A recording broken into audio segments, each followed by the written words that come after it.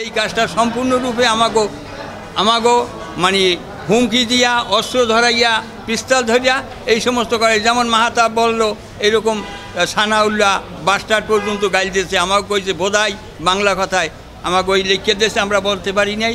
হ্যাঁ, এগুলার পরে আর আইয়া মানে অবান্তর গালাগালিও করছে, কিন্তু কর্ম কী করার তো উপায় নাই কিছু। যখন আইনেই ফালাইছে, আমাকে অনেক দিন পর্যন্ত রাখছে, রাখিয়া টেকে এইভাবে পড়াই দিয়েছে, তারপরও আমরা ঘুরাই দিই, তারপরও দেখি যে জীবনের কোনো আমাকে নিরাপত্তা নাই। এই বিদায় করতে আমরা বাধ্য হয়েছি। সাহিদ, হ্যাঁ চিনতাম, একজন বক্তা হিসেবে চিনতাম ওনাকে।